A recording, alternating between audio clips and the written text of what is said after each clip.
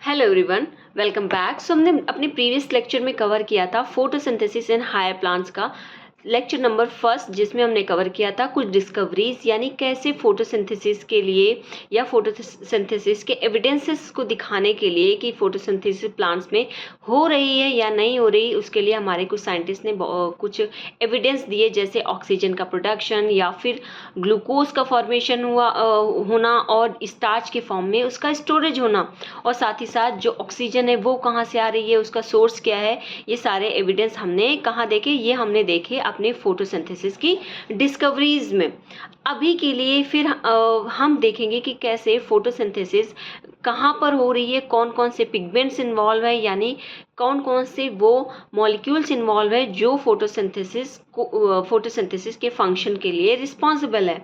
तो अगर हम बात करें फोटोसिंथेसिस की, तो हमने कुछ पिगमेंट्स पढ़े थे, देखे थे कि फोटोसिंथेसिस के कुछ कंपोनेंट्स होते हैं, जैसे कि वाटर, कार्बन डाइऑक्साइड और साथ ही साथ कुछ पिगमेंट्स। तो अभी के लिए हम उन पिगमेंट्स के बारे में स्टडी करेंगे कि कैसे वो फोटोसिंथेटिक पिगमेंट आपके रिस्पॉन्सिबल होते हैं फोटोसिंथेसिस के लिए। तो photosynthesis take place in the green plant. कहाँ पे? ग्रीन प्लांट्स पार्ट्स, यानी प्लांट्स के वो पार्ट्स जो ग्रीन होते हैं, यानी वहाँ पर आपका फोटोसिंथेटिक पिगमेंट्स प्रेजेंट है, जो साथ ही साथ ग्रीन कलर तो दे ही रहा है और साथ ही साथ रिस्पॉन्सिबल है आपकी फोटोसिंथेसिस के लिए। ग्रीन लीव्स कंटेन, आपकी जो ग्रीन लीव्स होती है वो क्या कंटेन करती है? अपनी मीसोफिल्स कंटेन करती है सेल्स, और इन सेल्स के अंदर प्रेजेंट होता है क्लोरोप्लास्ट। और अगर क्लोरोप्लास्ट प्रेजेंट है तो इसका मतलब है कि वहाँ पर फोटोसिंथेसिस आपकी डेफिनेटली होगी। Chloroplast are the green plastid which occur in all the green parts of plants. Each chloroplast, अच्छा, higher plants in an organelle, अच्छा, हर एक क्लोरोप्लास्ट क्या है किसी सेल का? वो है उसका पार्ट, या हम कह सकते हैं एक ऑर्गेनेली है।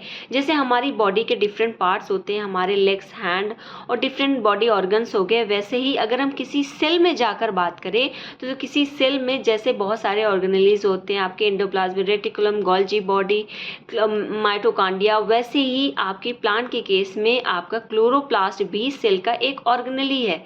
और साथ ही साथ ये ऑर्गेनेली कैसा है? डबल मेम्ब्रेनस है। जैसे डबल मेम्ब्रेनस, यानी अगर हम रिकॉल करें तो हमने सेलुलर रेस्पिरेशन में देखा था कि कैसे आपका माइटोकॉन्ड्रिया है वो कैसा था?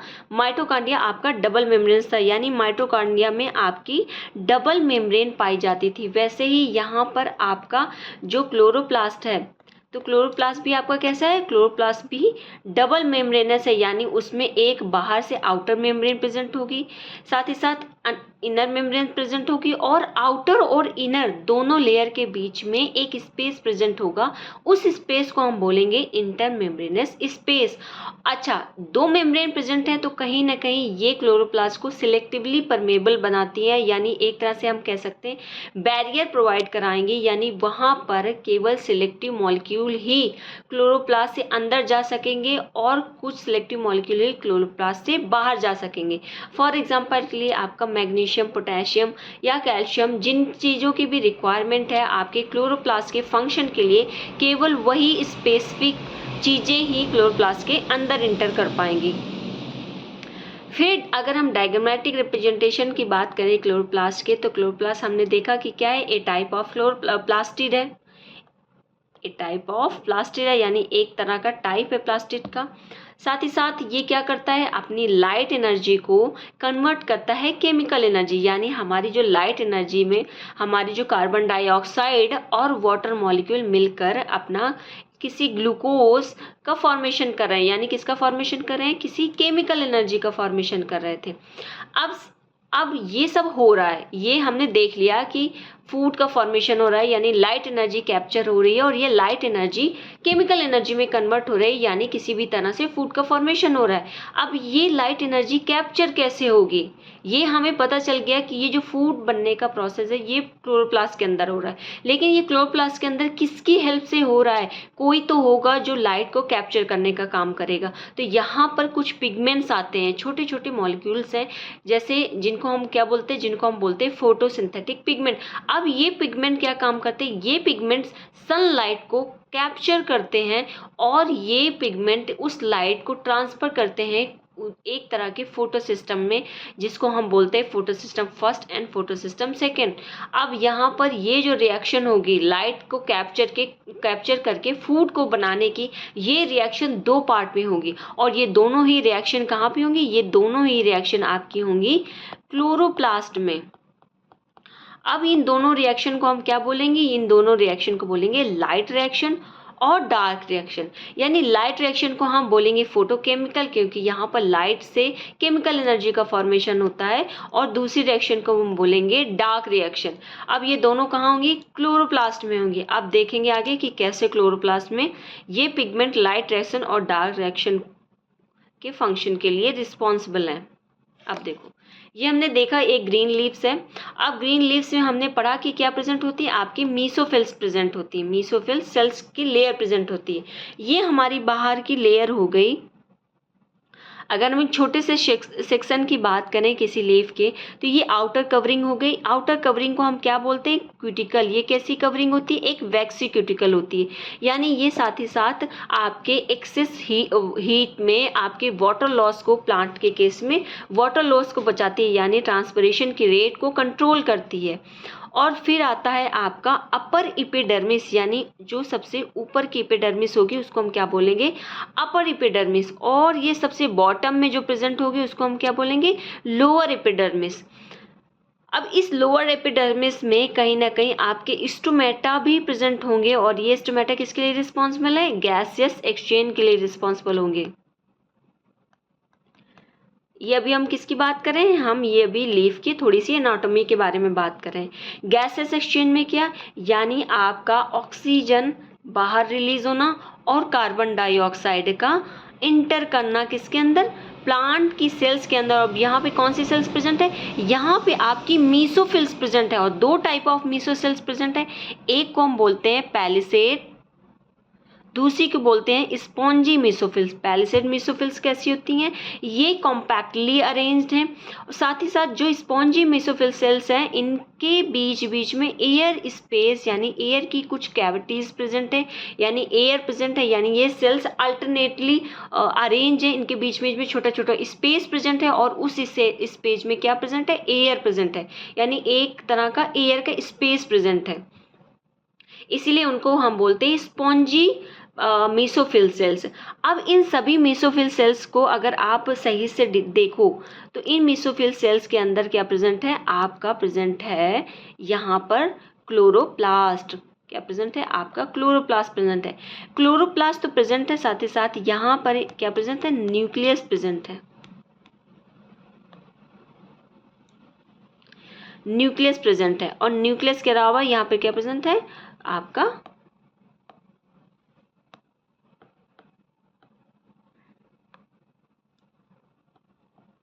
आपका क्लोरोप्लास्ट प्रेजेंट है। तो क्लोरोप्लास्ट प्रेजेंट है, तो हम आगे देखेंगे क्लोरोप्लास्ट का जब डिटेल में स्ट्रक्चर देखेंगे। अभी यहाँ देख लो। अब सेम स्पॉन्जी मेसोफिल के केस में भी यहाँ पर भी देख लो, यहाँ पर भी न्यूक्लियस प्रेजेंट है और साथ ही साथ क्लोरोप्लास्ट प्रेजेंट है, यानी ग्रीन कलर का फोटोसिंथेटिक पिगमेंट प्रेजेंट है यहाँ पे।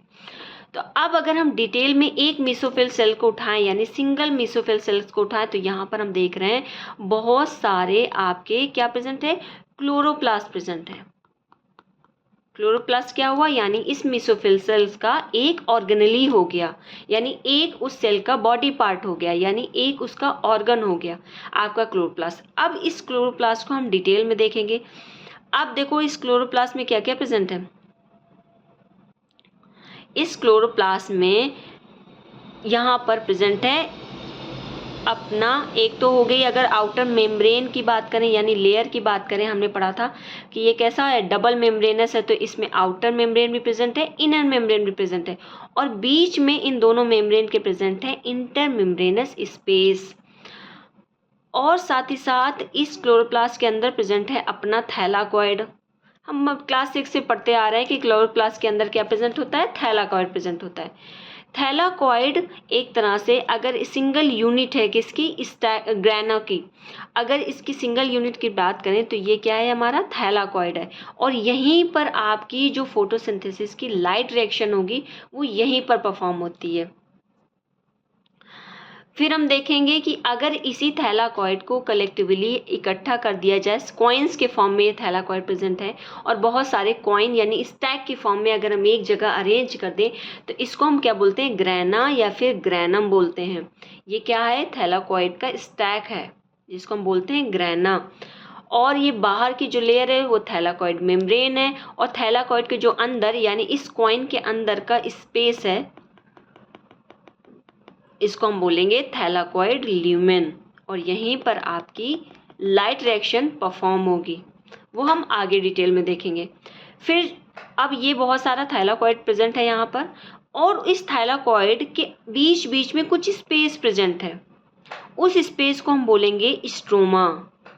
और इस स्ट्रोमा यानी मैंने बोला थैलाकॉइड में हमारी कौन सी रिएक्शन होगी, थैलाकॉइड में हमारी लाइट रिएक्शन होगी, और इस स्ट्रोमा में हमारी क्या होगी, डार्क रिएक्शन होगी। फर्क बस इतना होगा कि ये जो लाइट रिएक्शन होगी वो इन प्रेजेंस ऑफ लाइट होगी, यानी लाइट के प्रेजेंस में होगी, और जो डार्क रिएक्शन होगी ये लाइट रिएक्शन में भी होगी यानी लाइट के प्रेजेंस में भी होगी, और विदाउट लाइट भी ये रिएक्शन परफॉर्म होगी। इसको हम आगे डिटेल में जब हम पढ़ेंगे ना अपना लाइट रिएक्शन और डार्क रिएक्शन पूरा प्रोसेस हम डिटेल में पढ़ेंगे, तब हम देखेंगे कि कैसे लाइट रिएक्शन और डार्क रिएक्शन में कैसे दोनों रिएक्शन कंबाइनली फूड का फॉर्मेशन कर रही हैं। फिर साथ ही साथ आपका जो क्लोरोप्लास्ट है उसके अंदर कुछ लिपिड ऑफ कुछ ड्रॉपलेट्स प्रेजेंट होंगे, लिपिड्स के काइंड ऑफ एक स्टोरेज ऑफ एनर्जी का सोर्स यहाँ पर प्रेजेंट है। और क्लोरोप्लास्ट जैसे सेल अपना न्यूक्लियस के अंदर खुद का डीएनए रखती है यानी खुद का क्रोमोसोम या जीनोम कैरी करती है अपने फंक्शन के लिए, वैसे ही आपका जो क्लोरोप्लास्ट है वो क्या करता है, अपना खुद का डीएनए कैरी करता है। अब क्योंकि डीएनए कैरी कर रहा है तो कहीं ना कहीं यहाँ पर प्रोटीन का फॉर्मेशन होगा यानी प्रोटीन की सिंथेसिस होगी आपके क्लोरोप्लास्ट के फंक्शन के लिए। तो प्रोटीन के फंक्शन के लिए यहाँ पर इसका राइबोसोम प्रेजेंट है, और ये राइबोसोम कैसा होगा, 70S राइबोसोम होगा। अपने माइटोकॉन्ड्रिया के केस में भी हम देखते हैं 70S राइबोसोम होता है। और साथ ही साथ यहाँ पर कुछ स्टोरेज होगा स्टार्च ग्रेन्यूल्स का, और ये स्टार्च ग्रेन्यूल्स क्या करेंगे, ये स्टार्च ग्रेन्यूल्स क्लोरोप्लास्ट को एनर्जी देंगे जब भी क्लोरोप्लास्ट को एनर्जी की रिक्वायरमेंट होगी। यहाँ पर फिर से देख लेते हैं कि कैसे यहाँ से लाइट एनर्जी मिली, और ये लाइट एनर्जी कैसे इन दो प्रोसेस यानी आपकी लाइट रिएक्शन और डार्क रिएक्शन के थ्रू केमिकल एनर्जी में चेंज होती है। किस में चेंज होती है, केमिकल एनर्जी में। अब देख लो, कोई लीफ थी, लीफ के अंदर हमने देखा मीसोफिल प्रेजेंट है, मीसोफिल सेल प्रेजेंट है। मीसोफिल सेल्स के अंदर हमने देखा क्लोरोप्लास्ट प्रेजेंट है। क्लोरोप्लास्ट में हमारा हमने देखा कि कैसे ग्रैना में आपका थैलाकॉइड के ग्रैना में क्या होता है, आपका लाइट रिएक्शन होता है। अब ये कैसा प्रोसेस है, ये एक फोटोकेमिकल प्रोसेस है क्योंकि ये लाइट की प्रेजेंस में हो रहा है। और साथ ही साथ इस लाइट रिएक्शन से क्या मिलेगा हमें, इस लाइट रिएक्शन से आपका एटीपी का प्रोडक्शन होगा, और साथ ही साथ NADPH का भी फॉर्मेशन होगा। अब जो लाइट रिएक्शन का बस इतना ही काम होता है, लाइट रिएक्शन का काम होता है एटीपी का फॉर्मेशन करना और NADPH का फॉर्मेशन करना, और ये एनर्जी एटीपी और NADH अब जाती है आपके स्ट्रोमा में, और ये स्ट्रोमा कहाँ पे है, आपके क्लोरोप्लास्ट में, मीसोफिल के क्लोरोप्लास्ट में। अब वहाँ पर क्या होगी, वहाँ पर ये जो एनर्जी है आपकी, वो एनर्जी यूज होगी आपकी डार्क रिएक्शन में। कार्बन डाइऑक्साइड को एक एंजाइम की हेल्प से फिक्स करते हैं, किसमें, एक मॉलिक्यूल बनाते हैं ग्लिसरॉल्डिहाइड 3-फॉस्फेट का, और वो किसका है, एक तरह का ग्लूकोज का मॉलिक्यूल है ग्लिसरॉल्डिहाइड 3-फॉस्फेट। हमने अपना पढ़ा था ना ग्लाइकोलिसिस में। फिर ये क्या होगा, यहाँ पर एक एनर्जी के मॉलिक्यूल का फॉर्मेशन होगा, और ये एनर्जी यूज हो जाएगी इस ग्लूकोज के फॉर्मेशन में। ये कैसा रिएक्शन होगा, ये एक बायोकेमिकल रिएक्शन होगा। Does not matter in the light और डार्क, यानी लाइट है या नहीं है इस पे ये डिपेंड नहीं करेगा, यानी ये बिना लाइट की और लाइट के बिना भी दोनों ही सिचुएशन में ये फंक्शन को परफॉर्म करेगा। फिर देख लेते हैं, अब थोड़ा सा देख लेते हैं लोकेशन क्या है। अभी हमने देख लिया कि कैसे मीसोफिल सेल्स के अंदर क्लोरोप्लास्ट प्रेजेंट है, और क्लोरोप्लास्ट के अंदर क्या प्रेजेंट है, थैलाकॉइड प्रेजेंट है। अभी हमको जानना है कि कुछ फोटोसिंथेटिक पिगमेंट हमारे बाकी हैं। हमने ये तो देख लिया कि क्लोरोप्लास्ट प्रेजेंट है, तो यानी जहाँ पर भी क्लोरोप्लास्ट प्रेजेंट है यानी फोटोसिंथेसिस होगी। लेकिन ये फोटोसिंथेसिस कैसे होगी? कुछ पिगमेंट्स की हेल्प से होगी। अब देखेंगे कि कैसे ये पिगमेंट्स कहाँ पर प्रेजेंट है। तो हम देखेंगे कि ये जो क्लस्टर ऑफ फोटोसिंथेटिक पिगमेंट है, ये cluster of photosynthetic pigment present होते हैं हमारे थाइलाकॉइड की मेम्ब्रेन में। और ये थाइलाकॉइड की मेम्ब्रेन में प्रेजेंट जो पिगमेंट्स है वो क्या काम करते हैं? लाइट को कैप्चर करने का काम करते हैं। यानी हमने देखा कि जो हमारी लाइट एनर्जी है वो किस में कन्वर्ट होती है? केमिकल एनर्जी में। तो अब ये जो पिगमेंट है वो उस लाइट एनर्जी को कैप्चर करने का काम कर रहे हैं। अब ये क्या होगा? Located in the thylakoid membrane, यानी यहाँ से जो थैलाकॉइड मेम्ब्रेन है, इस मेम्ब्रेन के बीच बीच में ये क्लस्टर के फॉर्म में ये जो फोटोसिंथेटिक पिगमेंट है प्रेजेंट होंगे। और ये क्या करेंगे? जब भी लाइट पड़ेगी ये लाइट को अब्जॉर्ब करेंगे। Located in the thylakoid membrane of chloroplast, these pigments are antenna complex और इनको लाइट हार्वेस्टिंग कॉम्प्लेक्स भी कहा जाता है। लाइट हार्वेस्टिंग कॉम्प्लेक्स क्यों? क्योंकि ये लाइट को हार्वेस्ट करने का काम कर रहे हैं, यानी लाइट को कहीं ना कहीं स्टोर करने का, कैप्चर करने का काम कर रहे हैं। और ये इस एनर्जी को कैप्चर करते हैं और साथ ही साथ इस एनर्जी को ये क्या करते हैं? दूसरे मॉलिक्यूल को ट्रांसफ़र कर देते हैं। और इसी तरह ये एनर्जी एक जगह से दूसरी जगह ट्रांसफ़र होती रहती है जब तक फूड का फॉर्मेशन नहीं हो जाता। फिर हम बात करते हैं, एक छोटा सा एक्सपेरिमेंट होता है जिसको हम बोलते हैं पेपर क्रोमेटोग्राफी सेपरेशन। इसमें हम कुछ स्पिनच यानी लीफ का एक्सट्रैक्ट लेते हैं एसीटोन की प्रेजेंस में, और एसीटोन और उस लीफ के एक्सट्रैक्शन को हम क्या करते हैं? एक क्रोमेटोग्राफिक स्ट्रिप में लोड करते हैं और साथ ही साथ कुछ ऑर्गेनिक सॉल्वेंट यूज़ करते हैं। इस टेस्ट ट्यूब के अंदर हमने क्या किया? हमने एक लीफ ली, उससे हमने उस लीफ का कुछ एक्सट्रैक्ट निकाल लिया, एसीटोन भी उसमें ऐड कर दिया थोड़ा सा, और अब इस कंसनट्रेटेड लीफ एक्सट्रैक्ट को हम लोड कर देंगे किस पे? आपके क्रोमेटोग्राफिक स्ट्रिप में। और साथ ही साथ उसको कहाँ पे? उसका हम सेटअप कर देंगे किसी टेस्ट ट्यूब के अंदर। अब इस टेस्ट ट्यूब के अंदर हमने कुछ ऑर्गेनिक सॉल्वेंट भी ऐड कर दिया है, और ये ऑर्गेनिक सॉल्वेंट क्या करेगा? इस लीफ एक्सट्रैक्ट को on the basis of colour उसको सेपरेट कर देगा। यानी इस लीफ के एक्सट्रैक्ट में कितने तरह के पिगमेंट्स हैं, उन पिगमेंट्स को उनके कलर के बेसिस पे सेपरेट कर देगा। अब देखो, जैसे ये पूरा जो हमने एक्सट्रैक्ट लिया था वो कम्प्लीटली ग्रीन कलर का था, लेकिन क्योंकि ये ऑर्गेनिक सॉल्वेंट हमने ऐड किया, और ये ऑर्गेनिक सॉल्वेंट क्या करता है? लीफ को उसके पिगमेंट्स के बेसिस पे यानी उनके कलर के बेसिस पे सेपरेट कर रहा है। अब देखो, अगर हम बात करें तो यहाँ पर हमारा क्लोरोफिल मिला, तो क्लोरोफिल हमारा जो क्लोरोफिल बी है वो कैसा है? थोड़ा सा येलोइश ग्रीन है आपका। और जो क्लोरोफिल ए है वो कैसा है? ब्राइट और ब्लू ग्रीन है। और जो जैंथोफिल है वो हमारा येलो है, और जो कैरोटीन है वो हमारा कैसा है? येलो से येलो ऑरेंज है। और ये चारों हमारे क्या है? ये हमारे चारों हैं फोटोसिंथेटिक पिगमेंट्स। और जो हम देख रहे थे आपके क्लोरोप्लास्ट के थैलाकॉइड में, वो यही चारों फोटोसिंथेटिक पिगमेंट है। यानी यहाँ पर अगर हम बात करें तो यहाँ पर ये जो फोटोसिंथेटिक पिगमेंट है ये कौन कौन से हैं आपके?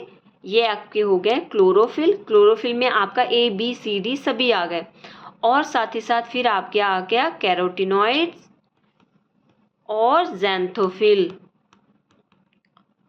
तो ये कौन कौन से पिगमेंट्स हो गए आपके? यहाँ पर जो एंटीना कॉम्प्लेक्स है यानी लाइट हार्वेस्टिंग कॉम्प्लेक्स है, यहाँ पर ये सारे पिगमेंट्स प्रेजेंट होंगे, और ये सारे पिगमेंट्स क्या करेंगे? लाइट को हार्वेस्ट करने का काम करेंगे।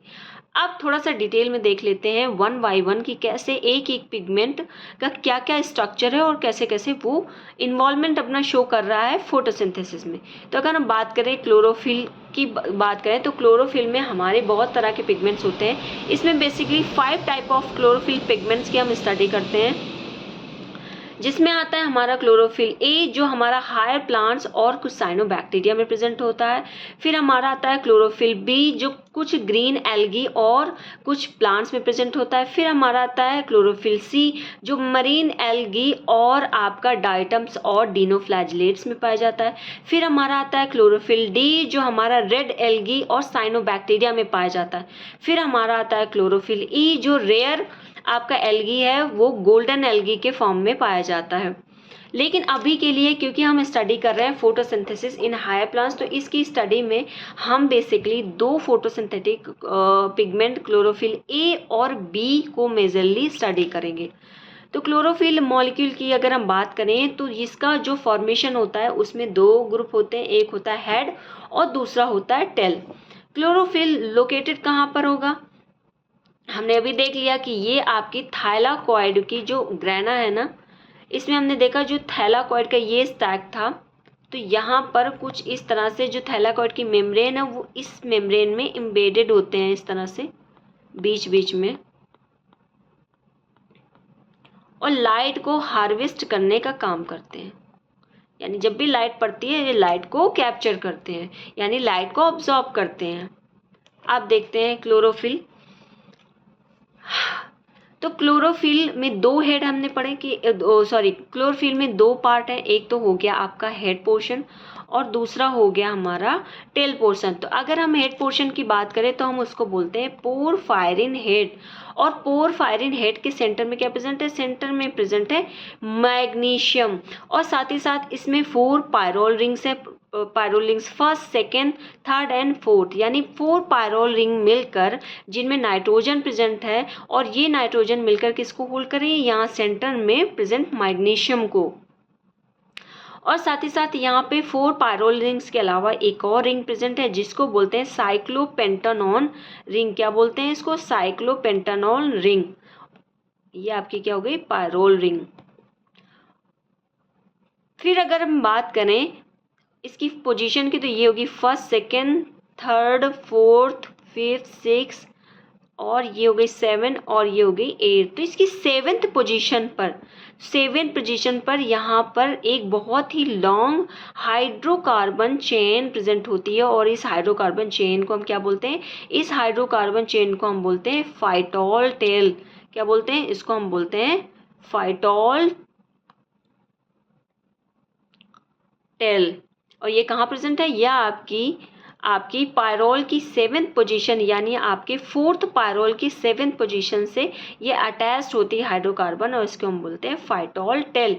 और फिर बात करते हैं हमारे इस CH3 यानी रिएक्टिव ग्रुप की। अगर हम यहाँ पर मिथाइल ग्रुप ऐड कर दें अपने 3rd पोजीशन पर, कौन सी पोजीशन पर? यानी यहाँ पे 3rd पोजीशन पर अगर हम मिथाइल ग्रुप ऐड करते हैं तो इसका मतलब होगा कि वहाँ पर क्या प्रेजेंट है? यानी ये कंप्लीट होल स्ट्रक्चर, यानी जो ये होल स्ट्रक्चर है वो किसका हो जाएगा? वो कंप्लीट होल स्ट्रक्चर हो जाएगा आपका क्लोरोफिल ए का। लेकिन अगर हम इस जगह CH3 ना ऐड करके कोई एल्डिहाइड यानी CHO ग्रुप को ऐड कर दें, यानी हम यहाँ पर ऐड कर दें अपना 3rd पोजीशन पर CHO, तो ये हो जाएगा आपका क्लोरोफिल बी। यानी ये होल स्ट्रक्चर किसका हो जाएगा? क्लोरोफिल बी का हो जाएगा।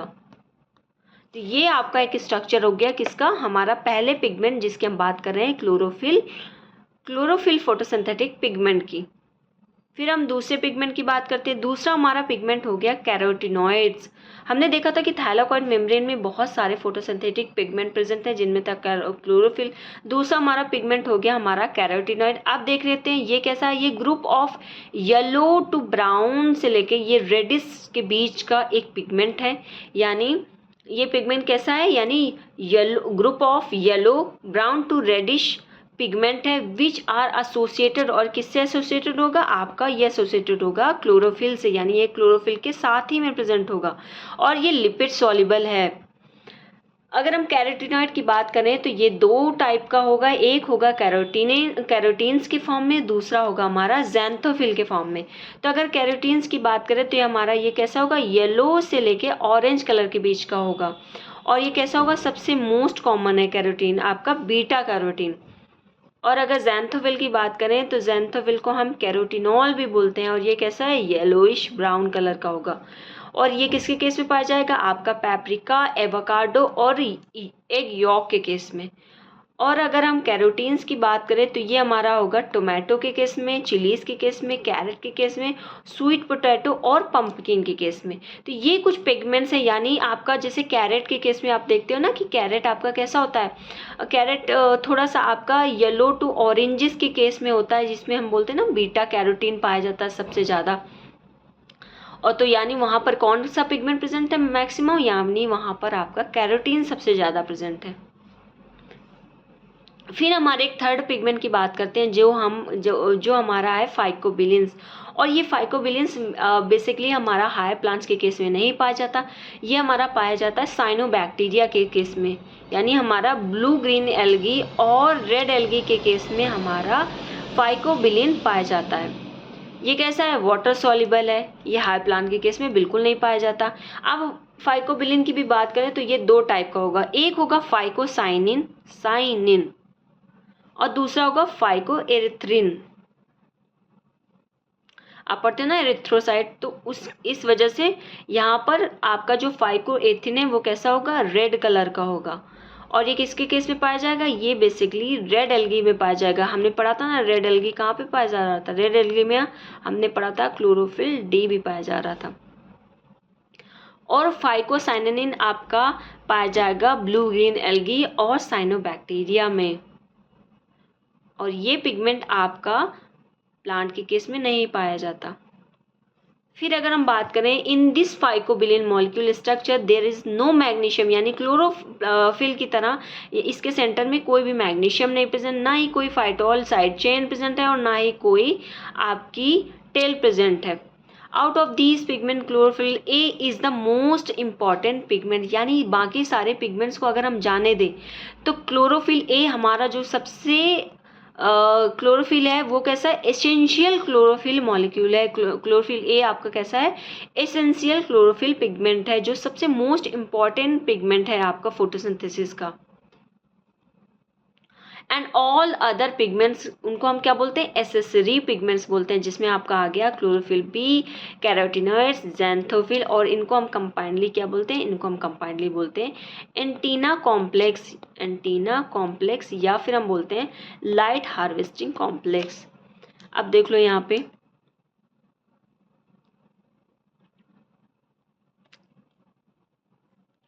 पे देखो कुछ पिगमेंट्स प्रेजेंट है, यहाँ से सनलाइट पड़ी। अब ये पिगमेंट कहाँ प्रेजेंट होंगे, ये पिगमेंट हमारे कहाँ प्रेजेंट है, थाइलाकोइड की मेम्ब्रेन में। अब यहाँ पर देख लो आपका रेड कलर का भी पिगमेंट प्रेजेंट है, आपको ऑरेंज कलर का भी प्रेजेंट है। हमने देखा था ना आपका कैरोटिनॉइड का कलर थोड़ा ऑरेंजिश था, और ग्रीन कलर का आपका क्लोरोफिल हो गया। इन सारे पिगमेंट्स को हम क्या बोलते हैं, एसेसरी पिगमेंट्स। और इसमें आपका क्लोरोफिल बी आ गया, कैरोटीन्स आ गया और ज़ैंथोफिल आ गया। अब ये सारे पिगमेंट्स क्या करते हैं, मिलकर लाइट को ऑब्जॉर्ब करते हैं, और ये लाइट को ऑब्जॉर्ब करके किसको भेजते हैं, ये भेजते हैं क्लोरोफिल ए को। और इस क्लोरोफिल ए को बोला जाता है रिएक्शन सेंटर, और ये कैसा है, सबसे मोस्ट इम्पॉर्टेंट है। और ये फिर इलेक्ट्रॉन को लेकर यानी एनर्जी को लेकर आगे फर्दर कुछ फोटो सिस्टम आगे कंटिन्यू चलेंगे, उन फोटो सिस्टम को ये एनर्जी ट्रांसफ़र करेगा कौन, आपका क्लोरोफिल ए। अब इन photo system first and photo system second हम पढ़ेंगे लाइट रिएक्शन के केस में, उसको हम नेक्स्ट अपने वीडियो लेक्चर में कवर करेंगे। अभी के लिए हम बस इतना पढ़ रहे हैं कि कैसे ये फोटोसिंथेटिक पिगमेंट रिस्पॉन्सिबल है और इनके क्या क्या फंक्शन है। अच्छा, एक और चीज़ है हमारी, फिर देख लेते हैं क्लोरोफिल कैसा है, हमारा चीफ पिगमेंट है, या हम इसको बोल सकते हैं एसेंशियल पिगमेंट है, यानी सबसे मोस्ट रिक्वायरमेंट है जिसकी फोटोसिंथेसिस में, वो कौन सा है, हमारा क्लोरोफिल ए पिगमेंट है। और बाकी के सारे पिगमेंट्स को हम क्या बोले हैं, बाकी के सारे पिगमेंट्स को हम बोले हैं एसेसरी पिगमेंट है, यानी वो हेल्पर का काम कर रहे हैं। किसका काम कर रहे हैं, हेल्पर पिगमेंट्स है वो।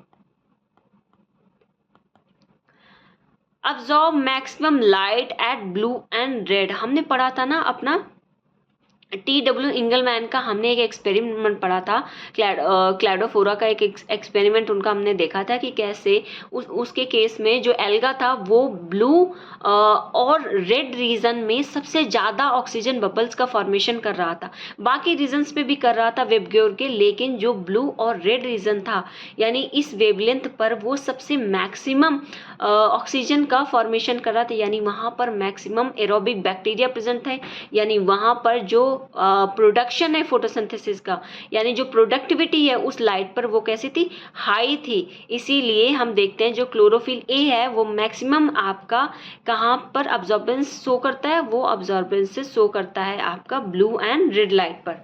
और ये कैसा है, प्राइमरी प्लांट पिगमेंट है, और इस रीजन पर यानी ब्लू और रेड रीजन पर सबसे ज़्यादा मैक्सिमम फोटोसिंथेसिस परफॉर्म करेगा।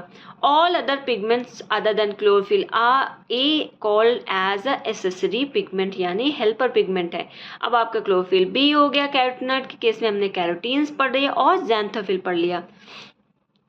फिर एक छोटा सा टॉपिक है जिसको हम बोलते हैं action spectrum and absorption spectrum. अगर एक्शन स्पेक्ट्रम की बात करें तो इसमें ये ग्राफ शो करता है कि पर्टिकुलर किस वेव लेंथ पर, यानी rate of photosynthesis in different wavelength of light, यानी रेट ऑफ फोटोसिंथेसिस कौन सी वेवलेंथ पर सबसे ज़्यादा है। तो अगर हम बात करें क्लोरोफिल ए का केस हमने देखा था, किसका देखा था, क्लोरोफिल ए का केस।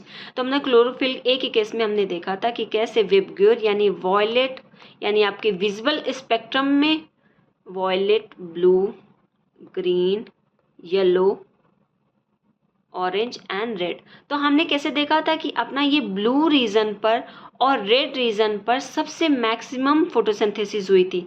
तो अभी के लिए हम वही देख रहे हैं कि जो सबसे मैक्सिमम फोटोसिंथेसिस है वो आपकी कहाँ हो रही है, ब्लू रीजन और रेड रीजन पर।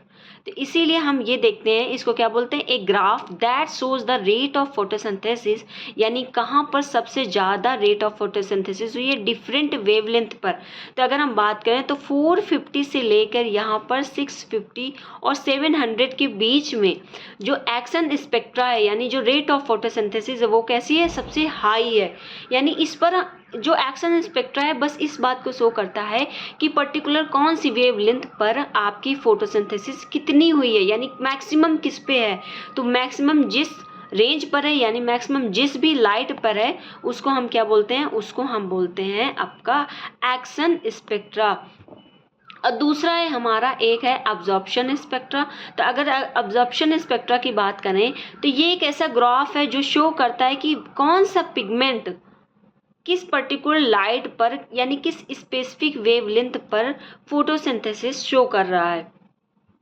तो अगर हम यहाँ पर क्लोरोफिल ए की बात करें तो क्लोरोफिल ए को देख लो, तो क्लोरोफिल ए हमारा क्या कर रहा है, 450 नैनोमीटर से लेके यहाँ पर 650 से 600 नैनोमीटर के बीच में जो फोटोसिंथेसिस का रेट है वो कैसा है, सबसे हाई है। वही हमने आपके एक्शन स्पेक्ट्रम में देखा। फिर हम बात करते हैं अपने क्लोरोफिल बी की। तो जो हमारा क्लोरोफिल बी है वो हमारा कुछ 500 नैनोमीटर से लेके यहाँ पर 6 से 650 के बीच में जो फोटोसिंथेसिस है, यानी अब्जॉर्ब कर रहा है उस पर्टिकुलर लाइट को, यानी उस पर्टिकुलर वेवलेंथ को यहाँ पर अब्जॉर्ब कर रहा है। फिर हम बात करते हैं अपने कैरोटीनॉइड की। तो हमारा जो कैरोटीनॉइड है तो वो क्या कर रहा है, हम कैरोटीनॉइड को दो जगह पर इसका पीक हायर देख रहे हैं। एक तो हम देख रहे हैं आपका 450 से लेके अपना 550 की रेंज के बीच में, इन दोनों ही प्लेसेस में कैरोटीनॉइड क्या कर रहा है, अब्जॉर्प्शन शो कर रहा है लाइट की। यानी इस रेंज पर कैरोटीनॉइड क्या करेगा, लाइट को अब्जॉर्ब करेगा, यानी इस पर्टिकुलर वेवलेंथ को अब्जॉर्ब करेगा। और इसके आगे यहाँ पर कैरोटीनॉइड की कोई भी अब्जॉर्प्शन शो नहीं हो रही है, और अगर हो भी हो रही है तो वो बहुत ही मिनिमम है। तो ये हो गया आपका एक्शन स्पेक्ट्रा, यानी पर्टिकुलर रेट ऑफ फोटोसिंथेसिस किस वेवलेंथ पे हो रही है उसको हम पढ़ते हैं एक्शन स्पेक्ट्रा में। और अब्जॉर्प्शन स्पेक्ट्रम में हम ये देखते हैं कि पर्टिकुलर कौन कौन से पिगमेंट किस किस वेवलेंथ पर मैक्सिमम एक्टिविटी शो कर रहे हैं, यानी मैक्सिमम अब्जॉर्प्शन शो कर रहे हैं, उसको हम किस पे देखते हैं, उसको हम पढ़ते हैं अब्जॉर्प्शन स्पेक्ट्रम में। यानी कि अगर वो पर्टिकुलर वेवलेंथ उस पर्टिकुलर वेवलेंथ पर पिगमेंट उस पर्टिकुलर वेवलेंथ पर कितनी इंटेंसिटी के साथ लाइट को ऑब्जॉर्ब कर रहा है, यानी उतना ही वहाँ पर रेट ऑफ फोटोसिंथेसिस क्या होगा, हाई होगा, यानी रेट ऑफ फोटोसिंथेसिस भी वहाँ पर हाई होगी, यानी उस पर्टिकुलर वेवलेंथ की जो परफॉर्मेंस है उस पर्टिकुलर वेवलेंथ पर हाई होगी। तो इस लेक्चर में बस हम इतना ही, आगे के हम लेक्चर में कवर करेंगे अपना लाइट रिएक्शन और डार्क रिएक्शन। अब वहाँ से हम स्टार्ट करेंगे अपने फूड का फॉर्मेशन करना, यानी अभी तक हमने देख लिया कि कैसे कुछ कंपोनेंट्स हैं, यानी कुछ आपके फोटोसिंथेटिक पिगमेंट हैं जो इस रिएक्शन को परफॉर्म करने के लिए रिस्पॉन्सिबल हैं। अब हम आगे देखेंगे हमारी प्रॉपर जो फंक्शन है फोटोसिंथेसिस का कैसे परफॉर्म होगा, यानी कैसे फूड का फॉर्मेशन होगा। तो इस वीडियो लेक्चर में बस इतना ही, आगे के वीडियो लेक्चर में हम देखेंगे आपका light reaction and dark reaction. I hope you found this video informative. Thank you for watching.